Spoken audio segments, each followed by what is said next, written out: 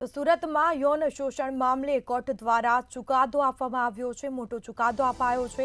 આરોપીને જીવે ત્યાં સુધી અંતિમ શ્વાસ સુધી કેદની સજા ફટકારવામાં આવી છે। આજીવન કેદની સજા ફટકારવામાં આવી છે। સતત 4 વર્ષ સુધી દીકરીનું યૌન શોષણ કરવાનો કેસ છે તે દાખલ થયો અને આખરે કોર્ટ દ્વારા ચુકાદો આપવામાં આવ્યો છે। સાવકા પિતાને કોર્ટે ફટકારી છે અંતિમ શ્વાસ સુધીની સજા, એટલે કે આજીવન કેદની સજા। 5 મહિના અને 4 દિવસમાં કેસની સુનાવણી છે તે પૂર્ણ કરવામાં આવી છે। તો કોર્ટે આરોપી સાવકા પિતાને દોષિત ઠેરવીને સજાનો હુકમ કર્યો છે। માસૂમ બાળાની જિંદગીને નર્ક બનાવતું કૃત્ય કર્યું છે। વધુ વિગતો સાથે સંવાદદાતા રાબિયા સાહલે ફોન લાઈન પર જોડાયા છે। જી, સુરતમાં યૌન શોષણ મામલે કોર્ટ દ્વારા ચુકાદો આપવામાં આવ્યો છે। આજીવન કેદની સજા ફટકારી છે આરોપીને, શું છે મામલો?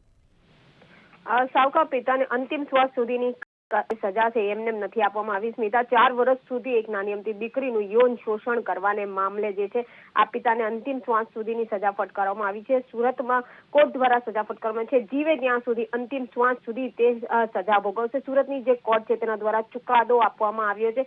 નોંધનીય છે કે માસૂમ બાળાની જિંદગી નર્ક બનાવી દીધી હતી આ સાવકા પિતાએ। પાડોશીની જે સતર્કતા છે એ મોબાઈલમાં વિડીયો કેદ કર્યો હતો અને ત્યારબાદ તે રેકોર્ડિંગ વિડીયો જે છે સામે આવ્યો હતો, જેને લઈને આખી ઘટના પ્રકાશમાં આવતા પિતાને સજા થઈ હતી।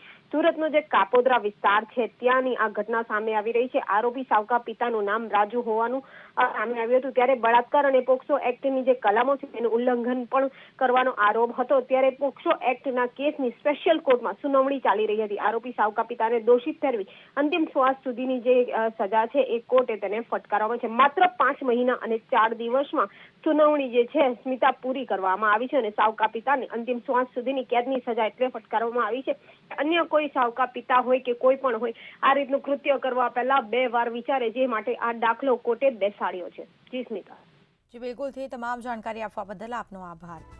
તો સુરતમાં યૌન શોષણ મામલે કોર્ટે ચુકાદો આપ્યો છે અને સ્પેશિયલ કોર્ટમાં આ તેની સુનાવણી ચાલી હતી। કોર્ટે આરોપી સાવકા પિતાને દોષિત ઠેરવી અને સજાનો હુકમ કર્યો।